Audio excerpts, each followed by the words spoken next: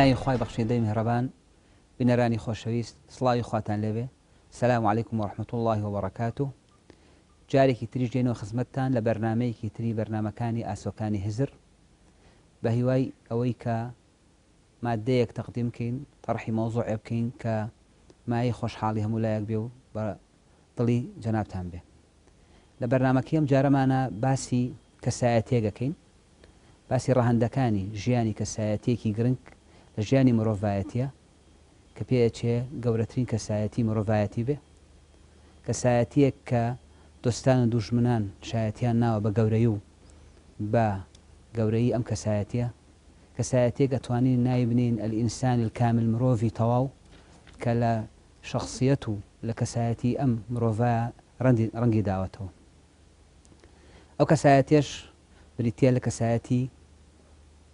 پێغەمبەری خوا صلی الله علیه وسلم محەممەدی کوڕی عەبدوڵڵاه سەلامی خوای گەورەی لەبێ.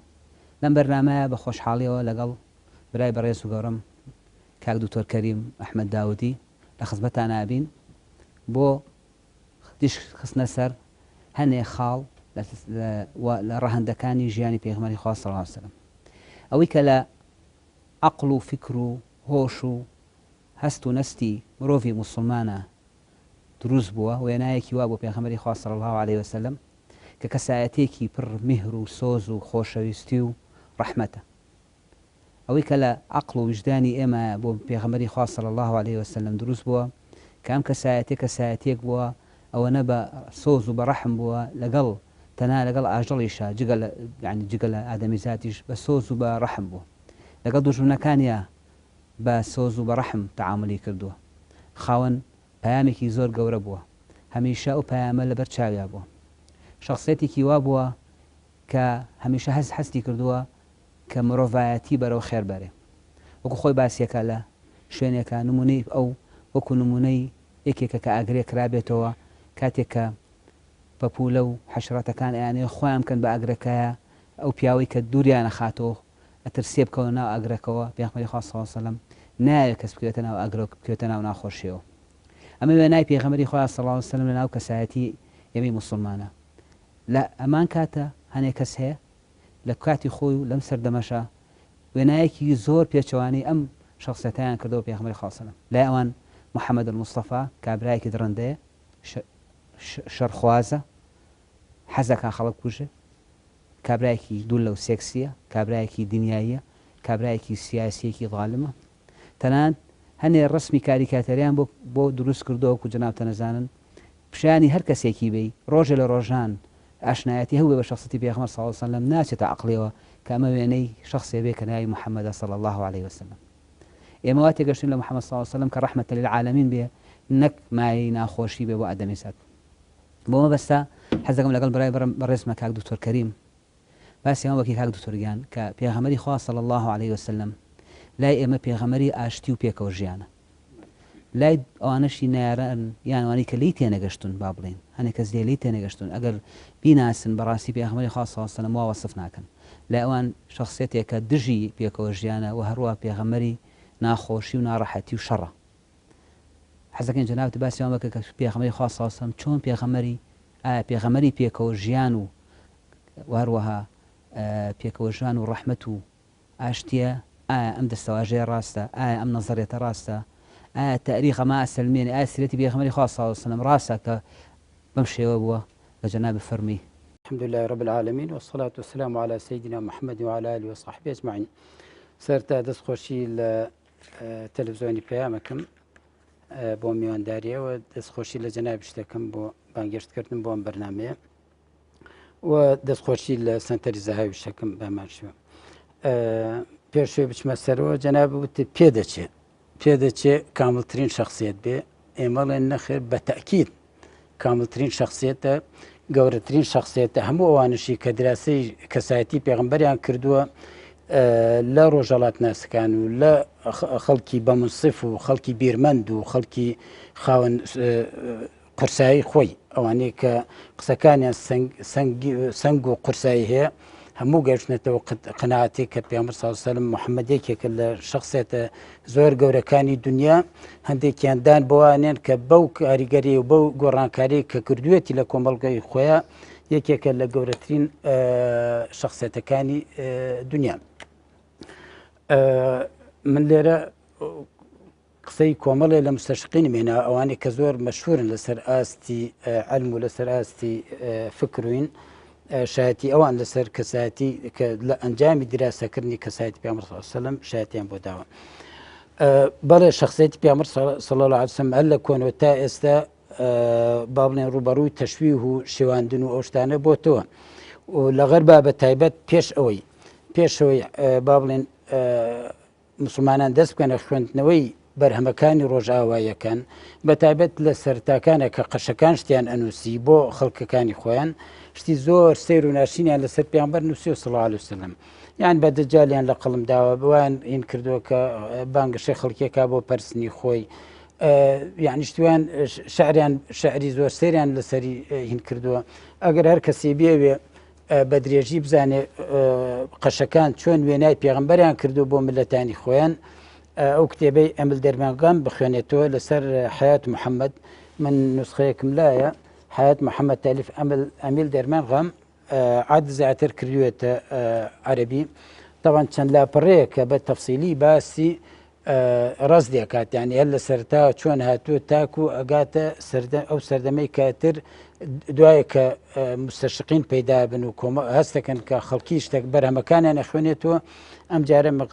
کۆمەڵی منصفی زۆریان یا هەندێکیان لەبەر ناچاری یعنی کە شتەکەونە ڕۆشن بووە نەیان توانیوە لی یعنی لە ڕاستی لا بدەن و نکۆڵی لێ بکەن و دانیش پێ ئەنێن کە حرەکەی تەشویه یا با بڵێن بزافی تەشویهی کەسایەتی پێغەمبەر صلی الله علیه وسلم لە غەربا چەند و تا ئێستاش بەردەوامە خۆی دووچین هەوڵەدەن دووچین کەسایەتی پێغەمبەر ئەشێوێنن صلی الله علیه وسلم چینێکیان ناحەزانن ئەوانەیە کە پێش وعدە بڕیاریان داوە دژایەتی بکەن چینێکیشیان ئەو مسلمانانن کە بە ناشرینی ممارسە ئیسلامەکەن ئەو کەسانن کە ئیسلام وان نیشانی خەڵکیەدەن کە ئاینی با بڵێن تند و تیژیە ئاینی درڕندایەتیە ئاینی یعنی ناشین وێناکردنی سەیە ناشرین تەطبیقکردنی ئیسلام نیشاندانی ئیسلام زەرەری لەسەر ئیسلام زۆر زیاترە لەوەی کە ناحەزانێکن طبعا لەناو کۆمەڵگە مسلمانەکانە پێشتر هەموو مسلمانان کۆدەنگ بوون لەسەرەوەی کە پێغەمبەر کەسایەتیەکە پێغەمبەری خوایە صلی الله علیه وسلم معسوومە پارێزراوە لە گوناه پارێزراوە لە هەڵە پارێزراوە لە گوناهی ئەو شتانەی کە پێچەوانەی ئینسانیەت و مرۆڤایەتی و شەهامەت و جوامێری و پیاوەتیە پێغەمبەر صلی الله علیه وسلم لەو هەموو شتانە پارێزراو بوو پەروەردەکەشی ئەوە ئەسەلمێنێت بەڵام بەداخۆیانی با هەڵە تێگەشتن لە ئیسلام و با هەڵە پراکتیزەکردنی ئیسلام و دروستکردنی اینجا بێ لەوە هەست نەکردن بە مەسئولیت لەلایەن هەندێک لە مسلمانانەوە کە پراکتیزەی ئیسلامەکەن هەست بەو مەسئولیتە ناکەن کە ناحەزانی ئیسلام کامرە زوومەکانیان خستوۆتە سەر مسلمانان لەبەرەوە ئەبێ زۆر بەرپرسیارانەتر مامەڵە بکەین و ئەوانش مامەڵیان بکردایە چونکە پێغەمبەر خۆی صلی الله علیه وسلم لە حیاتی خۆیان زۆر بەتەنگ ئەوە بوو هیچ لەزمەیە نەیە بەدەستەوە هیچ شتێ نەکە کە ببێ بە قسە لەسەر مسلمانان یا بێ بە قسە لەسەر خۆی بەڵام بەداخۆ ئێمەی مسلمانان زۆر جار بە ڕەفتاری نابەر پرسیارانە نەمان شتیوا ئەەکەین شتیوا ئەڵێن لە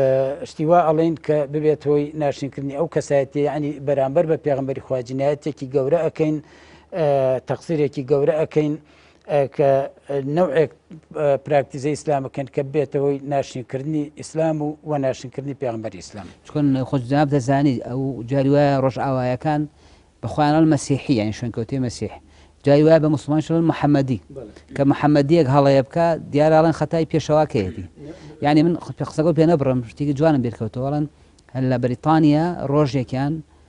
کابرایەک سوای پاسە بێ سواری پاسە بێ خۆزانی پاوانیان هەیە لێوە لەگەڵ پینیان هەیە جیاتی سند پینیان هەیە کە پارەکە ئەیا بڵین کابرای پاس ئەو ساڵ دیارە بە کارت نەبووە چەند پینێ زیاتری ئاەتەوە کابراش مسلمانە ئەچێ لە دایانی شێشێنێکی خوا سێرێکا باقەکەی زیاتر وەرگرتوتەوە کە سێرێکا زیاتر وەریگرتوتەوە بیرێکا تۆ چی لێ بکڵی خەمە سندوقی خێری مزگەوتەوە ئیکەم بە زەکات ئیکەم بەخێ مجموعەیە شت لە خاڵی خۆ ئەمانە کافرن ئەمانە بێ مەسیحین دوای بیرەکاتۆڵم کی جائیزە من پارەی خەڵک بخۆم من وەکو موسڵمانێ بۆ ئەوی بیرەکەت خی گەورە ڕەحمەکە بێکەوە موسڵمان بۆم نییە حەقی خۆم زیات وەگەم پێشەوەی دابەزێ ئەچێتۆ بەلای سایقەکە کاکە تۆ چەند پینێکە یان بەڵێن چەند فلسێ چەند دینارێکە زیاتر راوە بە من ئەڵێ دەرچی لە ئیمتیحانە ئەڵێ ئیمتیحانی چی ئەڵێ من تۆ لێرە دامەستەرەکەی لە محەتا زانم دیارە یان ئیمامی ئەو مزگەوتەی لەوێ یانێکێکی لە وانێکە ئەچێ بە مزگەوت وتم تاقیتان کەمە بزانە مسلمانان ڕازگە و دەستپاکن دەرچی لە ئیمتیحانە لە کابراڵێ ئەلحەمدولیلا خی گەورە بە عەقڵی خۆم نەکرد کە هەڵوێستێکم نەکرد کە بەبوونی من و دین ناشرین بێ قسەکەی تو جەنابە ڕاستەوە بۆ تەکید بەڵێ تاویلی بکردا ئەو تاویلە غەڵەتانی بێنێتەوە وێنایەکی زۆر ناشین لە ئیسلام نیشانی ئەو ئەم لە ئیمتیحانەکە دەرچۆ چەنەها کەسی تر نەکرد دەرنەچون لە ئیمتیحانەوە نوێنایەکی ناشینێ بۆ ئیسلام ئێمە یعنی ئیسلام بە چی گەشتە سین و مالیزیا و ئەندۆنیسیا جوان فلیپینە وڵاتانە خۆ یەک شەڕیتیان نەکراوە یەک نەفرتیان هەموو لە ڕێی تاجرەکان وغێر لە ڕێی لە ئەنجامی پابندبوون بە وعدەی کە داویانە لە ئەنجامی ڕازگۆییان لە ئەنجامی ئەوە خەڵکی بۆی دەرکەوت بیری کردو ئەمانە بۆ فێڵ ناکەن ئەمانە بۆ غەش ناکەن ئەمانە بۆ درۆ ناکەن ئەمانە بۆ خلاف وعد دەرناچن لە ئەنجامیەوە ئیسلامیان قبول کردووە معجب بوون بەو دینە جا ئێمە یعنی بۆ سەلماندنی ئەو مەسلەیە یعنی کە پێغەمبەری خوا صلی الله علیه وسلم طبعا ڕاندەکانی ژیانی پێغەمبەر بە حەزەکەمەوە بزانین کە پێغەمبەری خوا صلی الله علیه وسلم لە هەر لایەنێکەوە تەماشای بکەی ئینسانێکی کامل بووە لە هەر بوارێکۆ تەماشای بکەی کەسێکە یعنی سیرەی پێغەمبەری خوا صلی الله علیه وسلم جێی شانازیە و جێی شانازی مرۆڤایەتیە بەڵام ئەوە خەڵکیە کە لە دەستی ئەقەس بە ناشرینی وێنای ئەەکەن و بە ناشرینی نیشانی خەڵکی ئەدەن یان گۆڕانکاری تیاکەن و تەزویری تیاکەن و تەشویری تیاکەن ئەگینا پێغەمبەری خوا صلی الله علیه وسلم لە حیاتی خۆیان ئەگەر ڕەفتارێکی بکردایە شتێکی بکردایە دژ بە جوامێری و نائینسانیەت و نامرۆڤایەتی و ئەو شتانە بواە زۆرە کەوت لەسەری قاویان لێدا بڵاو ئەبوویەوە ئەوانەی کە لە دەوروبەری بوون ئەوەی کە نقطەی گرنگە لێ ئەوانەی کە باوەڕیان بە پێغەمبەر ئەهێنا صلی الله علیه وسلم دوای ئەوە هەڵناگەڕانەوە دوای ئەوە محەبەتیان بۆ پێغەمبەری خوا صلی الله علیه وسلم پابندبوونیان پێوەی ئیطاعەتیان بۆی ڕۆژ دوای ڕۆژ زیادێ کرد بۆ ئەمە لە ئەنجامی چیەوە ئەمە لە ئەنجامی ئەوە کە زیاتر حقیقەتی پێغەمبەریان بۆ دەرکەوت زیاتر ڕازگۆیان بۆ دەرکەوت جا من لەسەر ئەمەی با بڵێن هینکردنی پێغەمبەری خوا ئەو پرسیاری کە جەنابەت کرد پێغەمبەری خوا پێغەمبەری فعلەن پێغەمبەری ئاشتیە یا پێغەمبەری عەزاب و شەڕ و ئاژاو ئەو جۆرە شتانەیە من لە چوار هینە کورتم کردوەوە با بڵێن بە چوار پێوەر ئەمەم سەلماندووە یەک هاتم لە ڕووی لۆژیکەوە لە ڕووی لۆژیکەوە باسم کردووە کە چۆن ئەبێ پێغەمبەری خوا صلی الله علیه وسلم منطق و لۆژیک و عەقڵ قبول ناکە ئەم ئینسانە کەسێکی خراپ بوو بێ یا کەسێک بوو بێت غەڵەتی کردوێ یا کەسێکی دڵڕەق بوو بێ یا کەسێکی ئەستەمکار بوو بێ یان یا ڕەفتارێکی ناشیاوی لێ ڕوویدا بێت دوام بەشایەتی قورئان سێهەم بەشایەتی مێژوو سیرژیانی پێغەمبەر صلی الله علیه وسلم چوارەم بەشایەتی بیرمەندانی نامسڵمانان و بەتایبەت ڕۆژهەڵاتناسان و بیرمەندانی ڕۆژئاوا و بیرمەندانی یا عالەمی غەیرە ئیسلامی ئەتر لە هیندستان و سین و با بڵێن لە ئەوروپا تا ئەچێتە ئەمریکا هەموو ئەمانە شایەتی زۆریان داوەسەم کتێبێکم لە بەردەستایە لەسەر شایەتی ڕۆژهەڵاتناسان لەسەر پێغەمبەری خوا صلی الله علیه وسلم گەر بوارە بێ هەندێکی خوێنمە هی ئەو کەسایەتیانەی کە قورسایی خۆیانەیە لە بواری فکر و لە بواری نووسین و ئەو جۆرە شتانە جا خاڵ یەکەم لە ڕووی لۆژیکەوە من هاتم چیم کردووە مەسەلەن سێ مجموعە ئایاتم هێناوە ئەم سێ مجموعە ئایەتە باسی چیە کات ئەم سێ مجموعە ئایەتە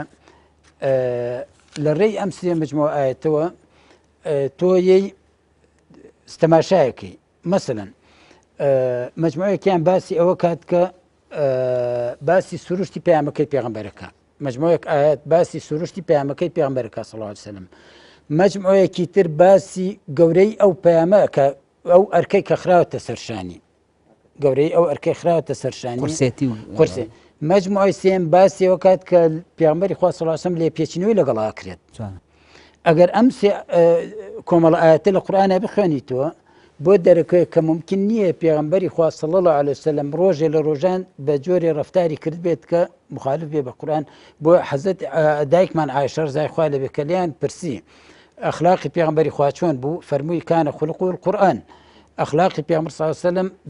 پراوپڕ یعنی موافقی قورئان بووە. قورئان چییە لە دەربارەی پێغەمبەر صلی الله علیه وسلم؟ مجموع یەکەم کە سروشتی يعني سروشتي بيعمل بيغمبر درخات أفرمي أعوذ بالله من الشيطان الرجيم وما أرسلناك إلا رحمة للعالمين. يا أفرمي يا أيها النبي إنا أرسلناك شاهدا ومبشرا ونذيرا وداعيا إلى الله بإذنه وسراجا منيرا. يا لشون ترى أفرمي وإنك لتهدي إلى صراط مستقيم صراط الله. لشون ترى أفرمي وكان فضل الله عليك عظيما. لشون ترى فرمي فلذلك فادع واستقم كما أمرت. أم كما آية توبيه هنا برشاي خود كسك خوا سبحانه وتعالى أخوتني لقلاك يكم بي أفرميت تومان تنها بالرحمة ناردو بوخلكي جي قال الرحمة تو هيج تكترنيت عكس الرحمة اشتيا عكس الرحمة عذاب وشر وأجور اشتانية وفرمي تومان ناردو تشراكي ڕووناکەرەوەی تۆ چرایەکی بۆ خەڵکی پێ فەرمێت تۆ خەڵکی ڕێنوێنیەکەیت و ڕێی ڕاست نیشانی خەڵکیە دی تۆ خەڵکی ڕێنماییەکەی بۆ ڕێی ڕاست و پێ فەرمێ فلذلك فادعوا واستقم كما أمرت. يعني دعوة بو بانگەشە بۆ شتە بکە کە فەرمانیان پێداوی و ئەستقامەی لەسەر بکە. تۆ بێنە بەرچاوی خۆت کەسێک خوا ئەوە ئاخەوتنی لەگەڵا کرد بێت لە یەکەم ڕۆژەوە ئایا ئەتوانێت پێچوانی ئەوە هین بکات مامەڵە بکە و پێشی فەرموو بێت تۆ ئاخر پێغەمبەری دوای تۆ پێغەمبەری تر نایەت و ئەمە ئاخر پەیامە بۆ مرۆڤایەتی و ئەرکی سەر و اینجا مەجموعی دووەم مەجموعی سێم کا فەرمێ لێ پێچینەوەت لەگەڵاکەین و مەجموعی دووەمیش کا فەرمێ ئەمە ئەمانەتێکی زۆر گەورەیە وەکو ئەفەرمێ إن عرضنا الأمانة على السماوات والأرض والجبال فأبين أن يحملنها وأشفقن منها فحملها الإنسان. أما أمانتك قورية يا فرمي فكيف إذا يا فرمي يا أيها المزمل قم الليل إلا قليلا تالى آخرها فرمي إنا سنلقي عليك قولا ثقيلا. يا أفرمي ولو أن قرآنا سيرت به الجبال أو قطعت به الأرض أو كلم به الموتى بل لله الأمر جميعا. يا لشنترا لو أنزلنا هذا القرآن على جبل لرأيته خاشعا متصدعا من خشية الله. يعني تو أمكم الآيتان بين برشاي خود بيامك زور قورة ودياري كرني بيامك هر كسيك بيت وبجزاني لي بيشنو لسرا هر كسيك بيت أمشتان لبرشاوي بيه جوري رفتاركات كجي نارزاي نيرا بيت كخواه سبحانه وتعالى خوای زانا و دانا و بەبەزەی و بەسۆز و بەبەزەی هەلە بەڕۆژە کاکتۆر پێغەمبەر صلی الله علیه و سلم بەرێ ئەو جەناب فەرموو ئەرکە گەورەی هەبووە یعنی وەکو بەشەرێکی ئیعتیادی نەبووە لا ئەو پێغەمبەر صلی الله علیه و سلم شەو نوێژ و عیبادەتی زیاد وەکو فەرز بۆ لەسەری بۆیە خوا فەرمووی إنا سنلقي دوای کە قم الليل إلا قليلا فەرمووی إنا سنلقي عليك قولا ثقيلا. يعني قيام الليل بۆ ئەوەی دائما محصن بێ بە عیبادەت و اتصال لەگەڵ خوای گەورەیە کە واجبەکەی گەورە بووە وەکو جەناب دەفەرمێ بێگومان واجبەکە ئەویش هەستی بە مەسئولیەت کردووە بۆیە بە عایشە فەرمێ ئەفەلا ئەکون یا عایشەة عەبدەن شەکوورا. ئەوانەی ئەیانەوە دکتۆریان کەوا وێنای ژیانی پێغەمبەر بکەن کە ڕابواردن بووە ئەم لایەنە بەدەستیان قەس ئەم لایەنە باشخن کە پێغەمبەری خوا صلی الله علیه و سلم جاری وا بووە زیاد لە نیوەی شەو سێ چارێک شەو ئەو شەونێژی کردووە پێی قورئان ئەو قورئان بڵێ بە نەسی قورئان خوێنی تێزا دوای لاتۆ کە خێزانەکانی بەزەیان پیا بێتەوە نەکەرەوە. یان پێغەمبەری خوا صلی الله علیه و سلم چەند شەو چەند ڕۆژ بەسەرێکەوە بە ڕۆژ یعنی ئەو تەکلیفەی کە لە سەحابەی ئەکرد کە لە موسڵمانانی ئەکرد خۆی زۆر زیاتر ئەرکی زۆر زیاتری ئەخستە سەرشانی خۆی. جامە اینجا پێغەمبەری خوا صلی الله علیه و سلم کە سیرەی و ژیانی ئەخوێنیتەوە ئەبینی ئەم شتانە و دایکمان عایشە فەرمووی کانە خولق القورئان ئەم شتانە بە جوانی لە ژیانی پێغەمبەرە ڕەنگی دابووە. پێغەمبەری خوا صلی الله علیه و سلم کەسێکی زۆر پەیامدار بوو زۆر خاوەن پەیام بوو لە هەموو لەحزەیەکە هیچ کاتێک هیچ ساتێک پێغەمبەری خوا لە هیچ جۆر مامەڵەیەکە نە لە شەڕە نە لە ئاشتیە لە کاتی بانگوازیە لە کاتی حکومکردنە لە کاتی قەزاوتکردنە لە کاتی شەڕکردنە لە کاتی حتى لە کاتی سوعبەت و قسەی دنیای وانەشە لە هەموو ئەم حاڵەتانە ئەو پەیامەی لێون نەبووە کە ئەو پێغەمبەری خوایە ئەو هاتووە بۆ هیدایەتدانی خەڵکی ئەو هیدایەتدانی نەفرێک بەلای ئەوە لە شیوێک مەڕووماڵات و حیوانات گەورەتر بووە بۆیە جاری وا بووە بۆ ڕاگررتنی دڵی نەفرێک یەکشی و مەڕووماڵاتی داوەتێ بەلای ئەوە زۆر گرنگ بووە بۆیە مسلمانان ئەلەم پەیامە جوان تێگەیشتون کە هیدایەتدانی خەڵکی لە هەموو شتێک گەورەترە بۆیە لەشکر کەشیان کرد بۆ وڵاتان بۆ هیدایەتدانی ملەتان کە خەڵکانێک ئەیانوە پەیامەکە پێچەوانە بخوێنەوە وای وێنە بکەن کامە بۆ دنیا داگیرکردن و بۆ مەلەزات و ڕابواردن ئەو جۆرە شتانە بووە وینەمە ڕۆحی ئەو پەیامە بوو کە ئەسحاب لە پێغەمبەر فێر بوون کە کەسی خان پەیام بووە ویستوێتی ئەم پەیامەی بگا بە هەموو کەسێک خەڵکی هەمووی لە عەزابی خوا ڕزگار بکات یا خەڵکی هەمووی بەختەوەر بکات بەبەشت وەکو ڕەبعا ئەفەرمێ کوڕی عامر کافەرمێ يخرج الناس من عبادة العباد إلى عبادة رب العباد ومن ضيق الدنيا إلى سعة الدنيا والآخرة خۆ جوانترین تعبیرە خۆ ڕەبعی قوتابی مدرسەی محەممەد صلی الله عليه وسلم خۆ ڕەبعی کوڕی عامر فعلا کە بەرامبەر ئەچێ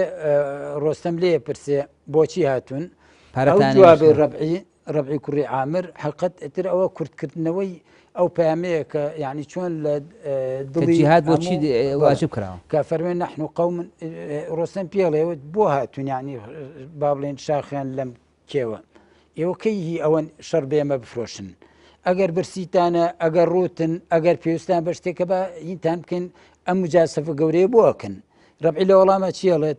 الله ابتعثنا قال نحن قوم ابتعثنا الله يعني خوازن دوي واجبێکی ئیلاهیە خوا ناردوونی یا خوازن دوی کردوونی وانە يعني خوان پێشوەکو مردووابن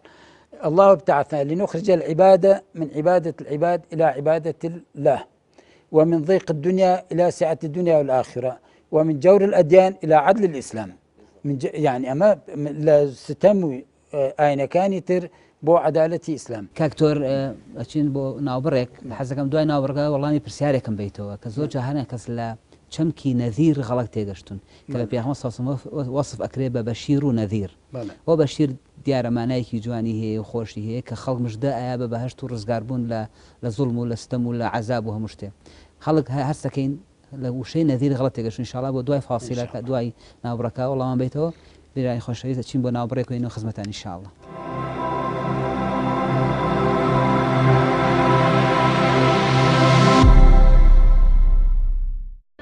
بۆ بنیادنانی فکرێکی ڕەسەن و میانڕۆ بۆ ئاشنابوون بە میتۆدێکی زانستی پەیوەست بە هەڵسوکەوت لەگەڵ کەلەپوری ئیسلامی بۆ شارەزابوون لە دیاردەی ژیاری و کللتوریە هاوچەرخەکان و گەڵاڵەکردنی تێڕوانینێکی دروست سەنتەری زەهاوی بۆ لێکۆڵینەوەی فکری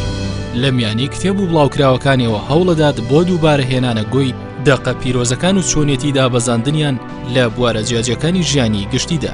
سەنتەری زەهاوی بۆ لێکۆڵینەوەی فکری هەوڵی ڕەخساندنی کەشوهەوای گونجاوەدات بۆ بەکاربوونی عەقڵ و بیر و ڕانانی هزری لەم پێناوەشدا هەردوو سەرچاوی قورئانی پیرۆز و فەرموودەی بەرز بە بەکارهێنانی هۆکارە زانستیە ئیسلامی و کۆمەڵایەتی و سروشتەکان ئەکاتە بنەما سەنتەری زەهاوی بۆ لێکۆڵینەوەی فکری لە ئێستادا دەیان ناونیشانی جیاجا لە بڵاوکراوەکانی سەنتەری زەهاوی لە کتێبخانەکاندا بە هەردوو زمانی کوردی و عەرەبی دەسەکەوێت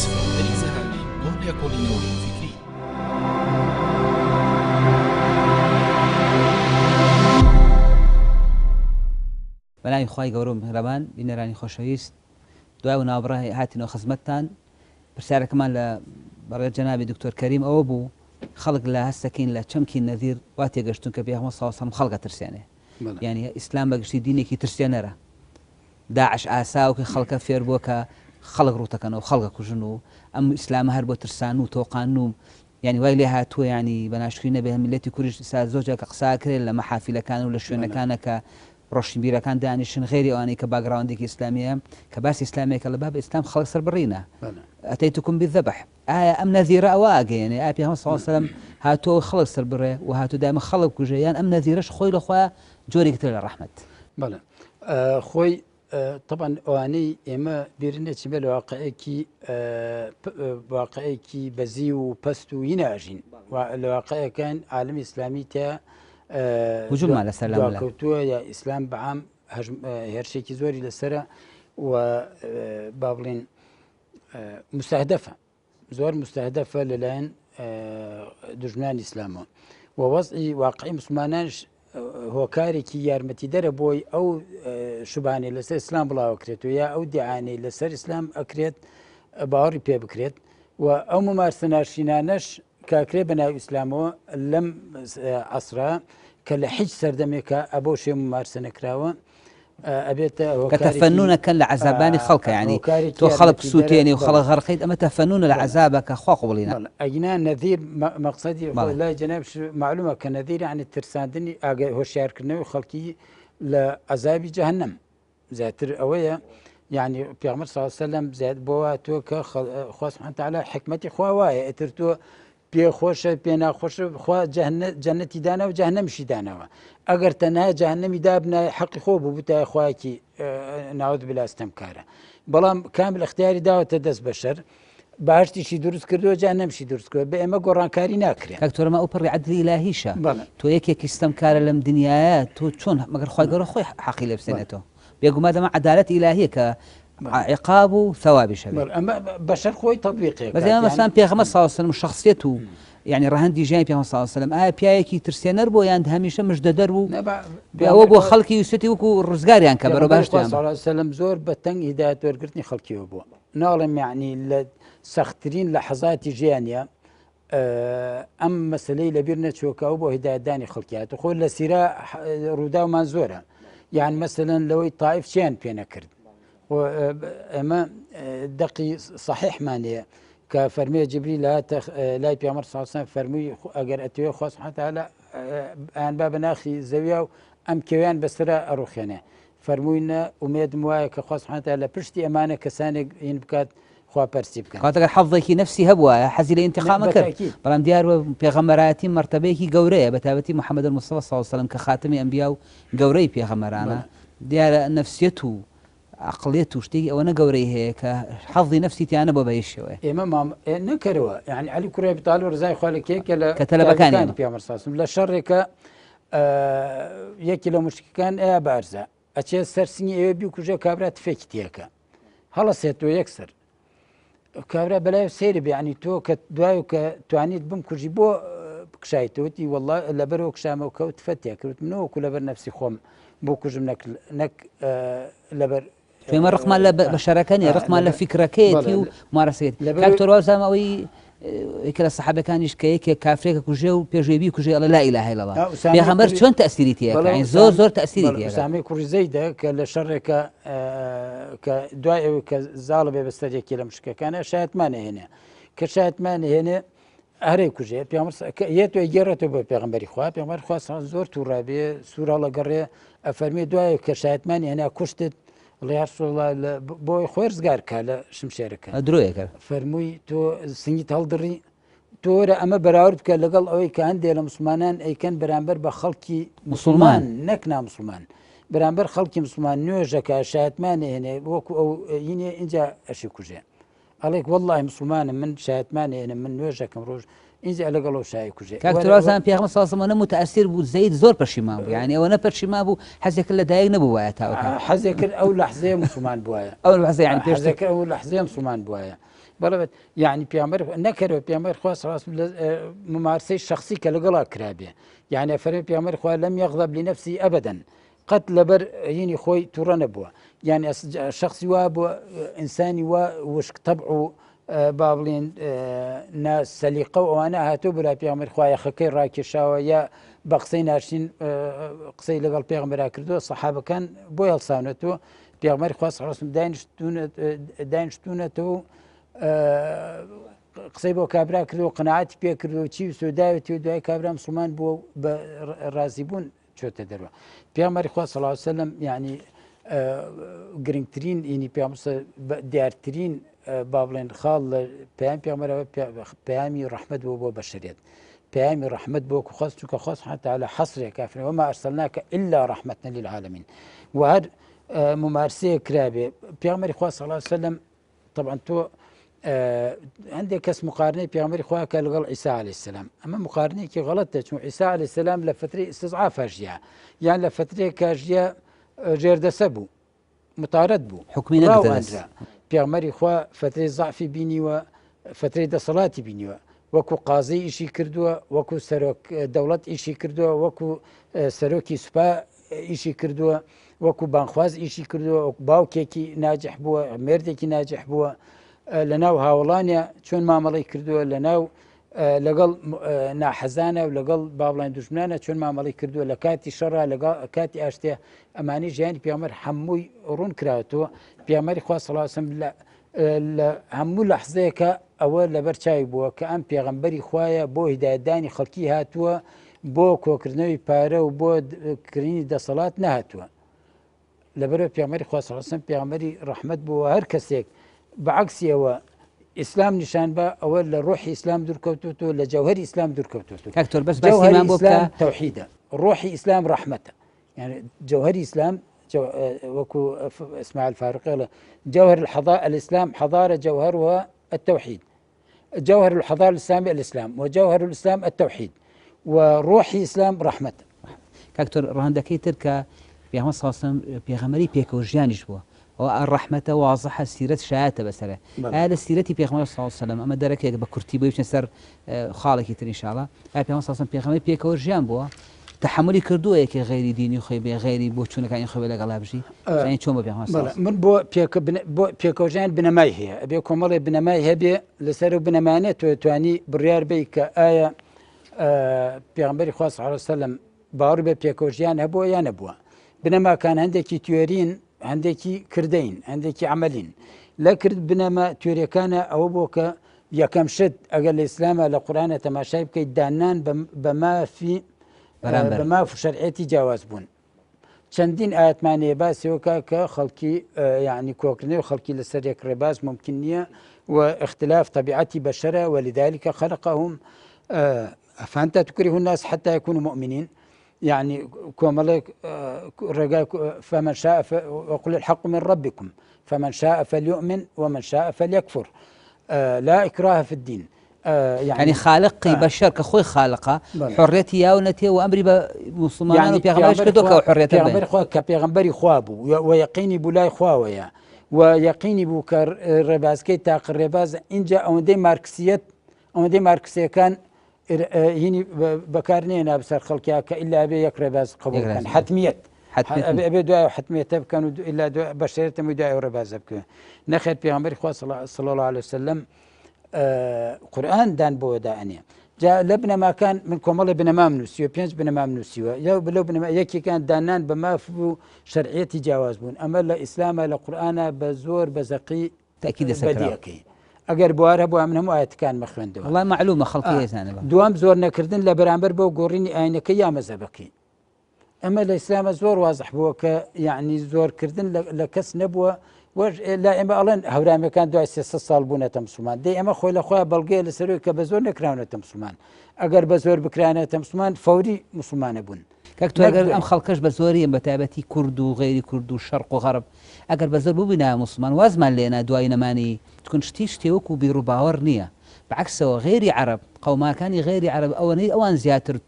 ینی خۆشەویستی و توینیان تیا بەرامبەر بەدین لەوانەیە عەرەبەکان خۆیان نایان ئەوەنەی عەرب دژایە بەرەنگاری ئیسلام بووەوە هیچ ملەتێکتر بەرەنگاری ئیسلام نەبووە بەعکسەوە ئێستا هەموویان بوون بە جوندی ئەم ئیسلامە دیارە بە دڵیان بووە شتێ بە زۆر بێ کاکتۆر هیچ شتێ وەکو بیر و باوەڕ نییە بیر و باوەڕ بە زۆر ناچەسپێنرێ یعنی بەعس چەند ساڵ ویستی خەڵک بکا بەعس کە ڕۆیش تەواو خەڵک بەڕاتی لێ کرد ئەوەشی بە درۆ بوو بوازی لێنە بۆی باسی ئێمە بزانین بۆچی ملەتی کورد ئەگەر ئەمە با بڵێن قەوسێک بێ باسی بکەین ئەگەر بمانێ بزانین بۆچی کورد بوو بە مسلمان ئەبێ بێن دراسەیەکی ئەو وەزع بکەین کە کورد تیا ژیاوە لەژێر دەرسی فارسەکانە چۆن ژیاوە چەند ستەمیان لێکرا شخصیەتی کوردی کامە بووە کامە کیانی کوردی بۆ کامە کەسایەتی بۆ بەرنامەیەکی تر ئەمە گەر لە هینێکی ترە بنەماکانمان باس بنەمای دەوتمان زۆر نەکردن لە بەرامبەر بۆ گۆڕینی ئاینەکەی یا مەزهبەکەی لا إكراه في الدين وقل الحق من ربكم فمن شاء فليؤمن سيهم بوني أحكام أهل الذمة أحكام ما اعتراف حكمي خاص يعني بدأنا ديار اعتراف يعني بيك معناه اعتراف يعني بيك كيتو زوران لنا كأين كان بقورن سيهم جوازنا كذا لنيان خلقي ده لبرامبر دادقا ودزقا حكمي كان ده لە بەدەستێنانی مافەکانیاندا لە ئیشکردنە لە کەسابەتە لە نایبنین مافی هاوڵاتی بوون مافی هاوڵاتی بوون بەس ئەو ناوەکەی وانە یا سەروەری یاسا یعنی لە ژیانی پێغەمبەرەوە لە ژیانی سەحابەکانەوە خەلیفە ڕاشدەکانە سەروەری یاسا کە ئەو وەختە یاسا مەبەست لێ شەرعە سەروەری شەرع بەسەر هینا زۆر بە جوانی ئەبینی حتا لە زمانی پێغەمبەر صلی الله علیه وسلم بە ئایەت دیفاع لە کابرایەکی جوولەکە پێغەمبەر فەرمێ ولا تكن للخائنین خصیما ئەوە نەبوو دوو کە نەفەرێ دزی لە ماڵێکی مسلمان کرد بوو دوایی چوو بوو ئاردەکەی هین کرد ئارد بوو چی بوو بە نەوعی هینی کرد بوو یعنی ئاردی ڕشت جوولەکەیەک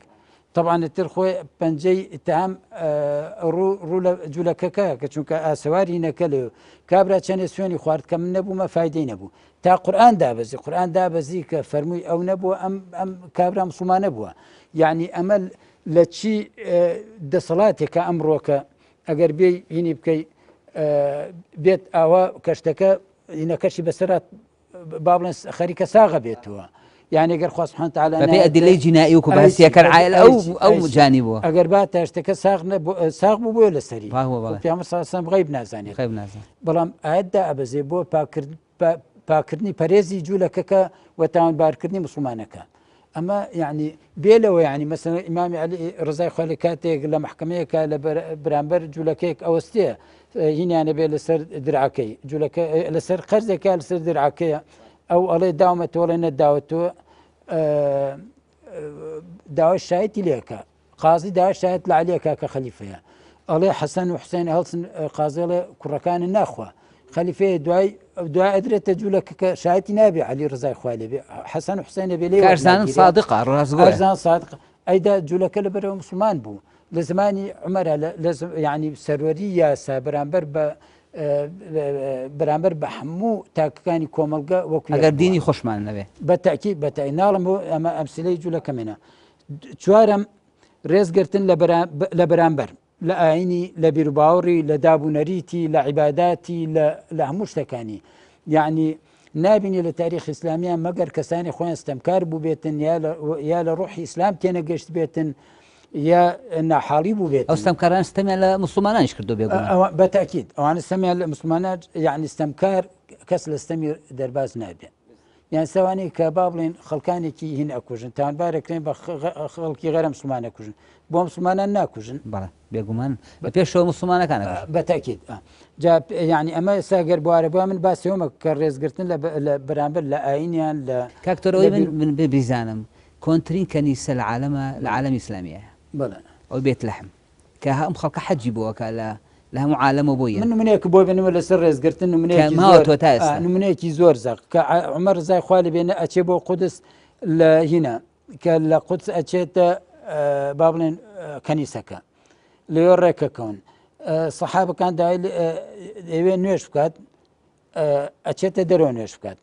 ئەڵێن بۆچی لە هینەکە نوێژنەوە فەرمووی بەوان پیانوت بۆ فەرمووی ئەترسم لێوێ نوێژکە دوام مسلمانان بێن بڵێن خەلفێ مسلمانان لێرە نوێژ کردەوە کەواتە بێ ئەمە زەوت بکەین وەک چۆن ئێستان دێ کەس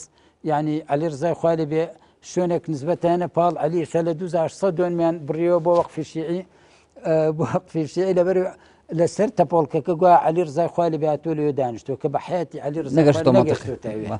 ئەمە عومەر ڕزای خوا لێبێ فەرمووی لەوێ نوێژ ناکەم یعنی ئەمیان خۆیان پابەندنی بە ڕۆحی ئیسلامەوە ئەوە تا عومەر لەوێ نوێژ ناکەنەوە کە موسڵمانان بێن استیغلالی بکەن بڵێن لەوێ نوێژ چوو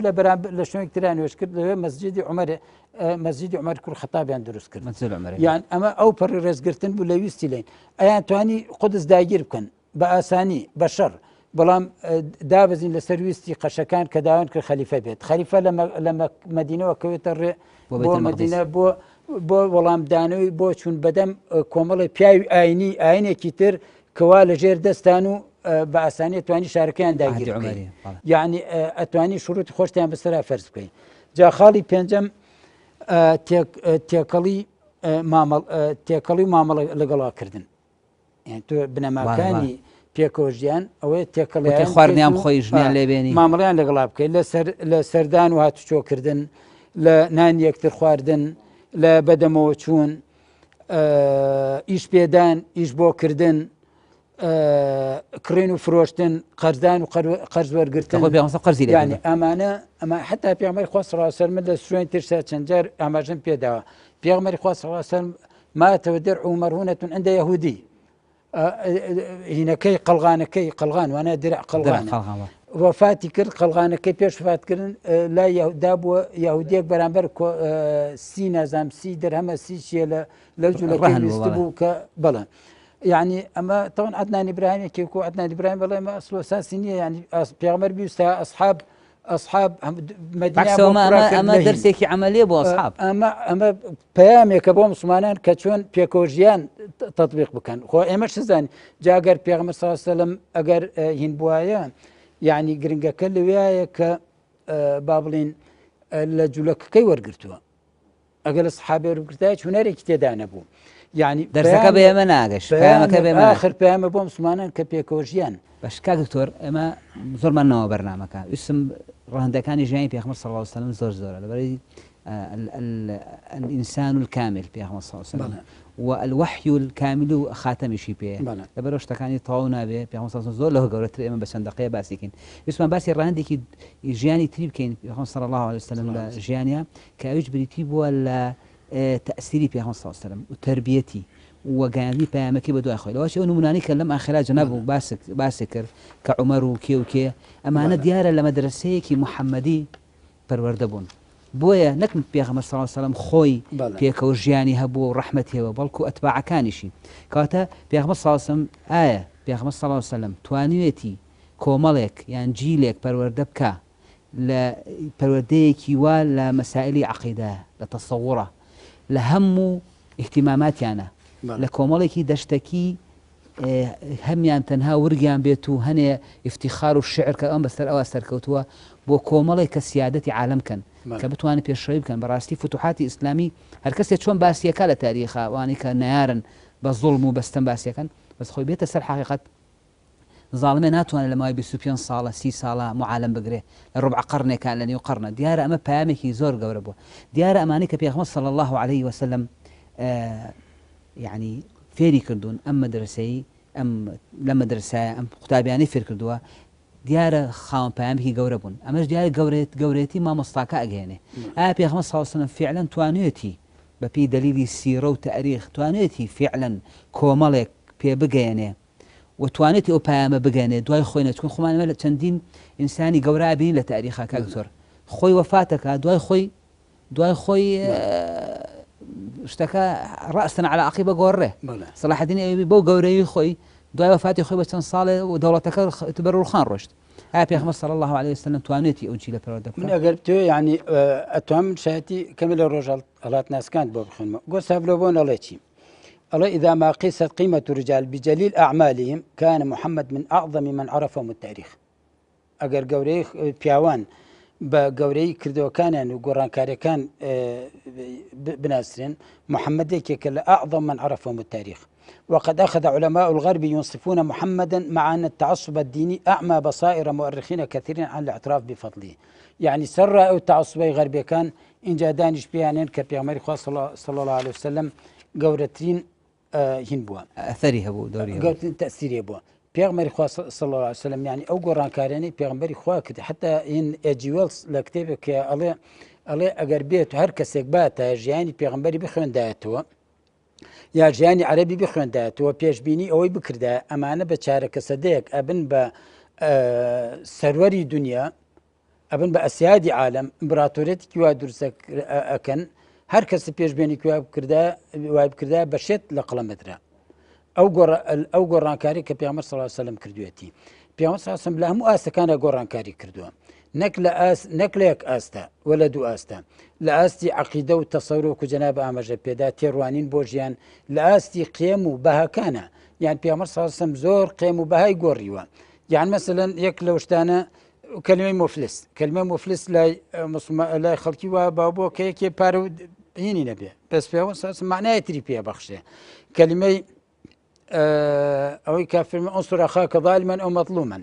يعني كلمة ظالم معناه تريبيا بخشة يعني زول بها كان يعني كاكتر أو تأثيرها تأسما وبري جنابه في هم الصوص دوها 1400 صال تقريبا لوفاتي زياتر لوفاتي پێغەمبەر صلی الله علیه وسلم دوای 2014 ئەو تەسیری لە ناو ئەتباعەکانی ئەماوە بۆ زانی هەتا ئێستا بۆ زانینی باسی ئەوە. سەحابە ناکەم تا ئێستا نۆڵە بۆ زانی ئەوە من چەند مثالێکی عەمە خورمای عەجوە خورمای مەدینە پێغەمبەر صلی الله علیه وسلم بەس مەدحی کردووە تا ئێستا بڕۆ ئەوانەی کە ئەچن یعنی ئەچن بۆ حەج و عەمرە هەموو هەڵپێکیان بۆیە خورمای عەجوەیان دەست ئێمەش کاچین بۆ لای حاجی حەزەکەین بیخۆین نەکەرەوە پێغەمبەر فەرمێ بینی حەوزەکەم و بینی منبەرەکەم و ماڵەکەم ڕەوزەیەکە شەڕی لەسەر باشتەکان باخەکان بەر لە حەج و عەمرە یەک ساعتێک دەست ناکەوە بەتاڵ بێ بۆی بچی بەسەرەی بۆ بژی بە هین یان بازارە پێغەمبەری خوا صلی الله علیه و سلم لە مەدینە یەکێ لەو ئیشانەیە کات کردی بازارێکی دانا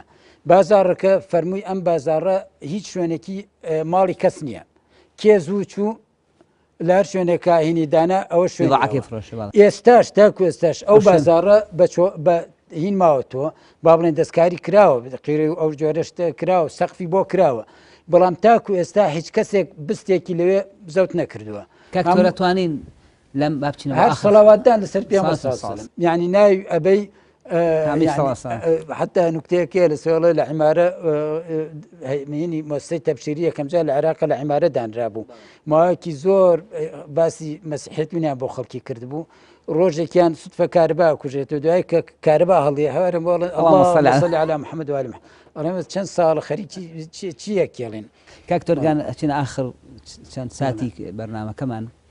هەر لەم خاڵەوە کە پێغەمبەری خوا صلی الله علیه وسلم کە جیلێکی زۆر طبعا باسێکی هەر تەواو نابێت جیلی سەحابە و پاشان دوای ئەوان و تەئسیری تربیەتی پێغەمبەر صلی الله علیه وسلم و گۆڕانکاریانەی کە کردوێتی لە بەشەرە بەتایبەتی ئینسانی موسڵمان هەتا ئێستا بەردەوامە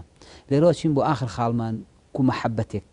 خۆشەویستێک بۆ پێغەمبەرەکەمان صلی الله علیه وسلم ئەو زاتەی کە پێغەمبەر صلی الله علیه وسلم خۆی ئەفەرمێ ئیمانتان کامڵ نابێ ئەگەر من و خوا و پێغەمبەرتان لە خۆتان خۆشتر نەوێ لە مناڵەکانتان لە باوکتان لە کەس و کارتان بێگومان ئێمەی موسڵمان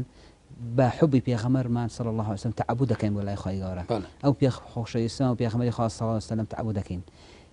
ئایا خۆشەویستی پێغەمبەر صلی الله علیه وسلم با بیکەین لە 1-2 دقیقە ئاخر پەیاممان بێ ئینشاءالله ئەم خۆشەویستی پێغەمبەر صلی الله علیه وسلم هەر بەوا ئەبێ نایبێنم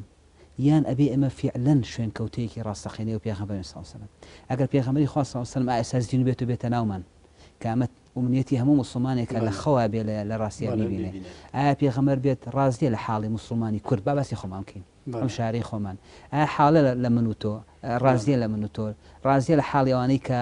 تەسەدوری دەعواکەن ئەوانەی کە دیعای محەبەتی پێغەمبەرەکان صلی الله علیه وسلم ئایا حوب هەر ئەوەیە کە تەنها نایبنی یان حوب زۆر لەوە گەورەترە لە ماوەی 2 دقیقە ئەگەر آخر پەیامێ بێ زۆر سپاس دەکەم والله حوب شتێکە یعنی شتێکی قەلبیە لە دڵایە بەڵام ڕنگدانەوەی هەیە لەسەر واقع يعني إطاعي ببي محبة إنسان إطاعي دولتك إطاعي مثلا مسؤولية إطاعي مدير دائرة مأجور لي على سري بلام ممكن خوش نبت بس يعني بيامر خوا صلى الله عليه وسلم أبي حب كام قلبي بيزول لدلو بي لناخا بي لوجدانا بي إنسان فعلا يعني ك ناوي بيغمبر هات يعني هين بكات إنجا سنتكاني زنوب كات وهول بدا سنتكاني زنوب كات برجري لي بكات دفاعي لي بكات هين بيجري باولي نار حد بيجر هجوم بكري سر بيامر خوا دفاعي لي بكات طبعا كسكار كي خوش بيه اصحابه كي خوش بيه يعني ريزي لي بكري توقيري بكات امانه هم علاماتي محبة مطلوبة بو بيغمر خوا انك محبتك قلبي رود ببي رنگ دانو جياني روجانا ونك طاعيك ببي ومحبة قلبية وات يعني أجر نايب بيستي يا كل شخصك عادي تماشى بكي يا وابزاني بشرك اعتيادي بو تنا أو بيامي عنده هيك رولا كتيرين ما نخير بيامر صلى الله عليه وسلم مكانتك زور قوري هي خاص سبحانه وتعالى في ورفعنا لك ذكرك إطاعي بيغمبر ومحبتي بيغمبر شرط إيمانا وشرط قبول أعمال وشرط قبول لله خواه سبحانه وتعالى عزابة تواب بنالي خوشويس لا كوتا أقسمنا لم برنامج دو اسباسي بيبان أبو برسكاك دكتور كريم يمش جاي تردو باتيكين وك أقل بيغمبر خواه صلى الله عليه وسلم بردما بيغلين يا رسول الله بيقومان كومالغاي كردواري مسلمان هميان تويان خوشوه وهوادار لسر منهجو سيرتي پێغەمبەری خوا صلی الله علیه و سلم بڕۆین تا بەرنامەیەکتر بە خۆشیتان ئەسپێرین خواتان